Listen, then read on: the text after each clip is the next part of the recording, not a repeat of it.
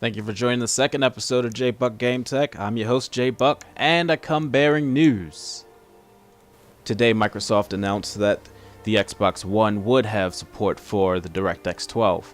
They noted in their blog today that it would be released in the holidays for 2015. Good, finally we can stop arguing about it, we can stop yelling about it, because now what they're saying is that it's going to have 50% better CPU utilization. So that opens the doors for us to be able to have 1080p 60 frames per second on the Xbox One.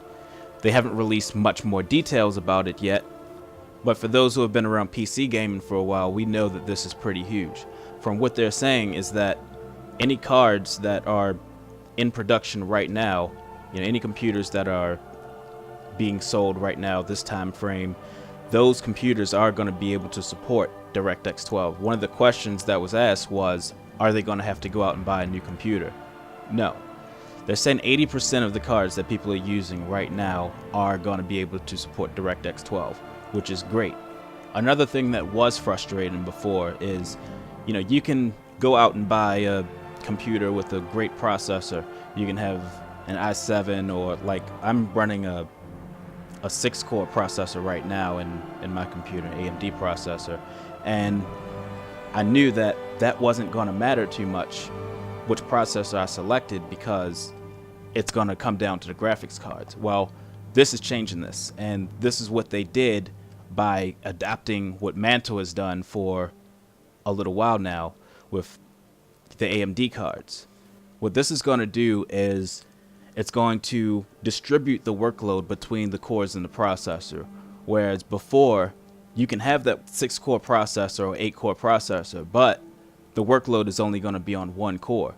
So if you go to YouTube and watch some of the gameplay footage from different people, you'll notice that they might have a Phenom 6-core in their computer, and that's why. It's because they went and bought a 780, and that Phenom 6-core is going to be all that they need to get that game or those games running on maximum settings.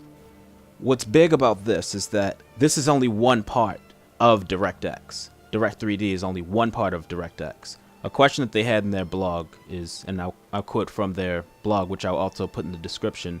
It says, question, does DirectX 12 include anything besides Direct3D 12? Answer, also new is a set of cutting-edge graphic tools for developers. Since this is a preview of DirectX 12 focused on Direct3D 12, other technologies may be previewed at a later date.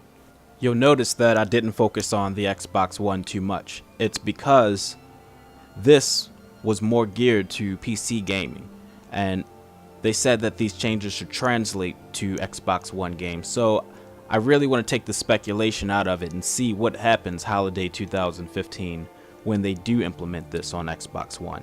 In other news, the infamous Second Son releases are out today, and they're looking pretty good. So IGN gives it an 8.7, Kotaku says yes, of course, and of course you're going to see the Sony websites give it a 10 all day. The game looks pretty good. I'm watching it on the Nukem Dukem Twitch page, and the game just looks gorgeous. That's all I can really say about it, because we did all the speculation about how they downgraded the graphics from E3, but you wouldn't be able to even tell. So kudos to them for releasing this game. Hopefully we can get some good user reviews out of it, because quite frankly I don't trust a lot of the scores when you see 7s and then it jumps to 9s and 10s. So I'd rather filter through the bullshit and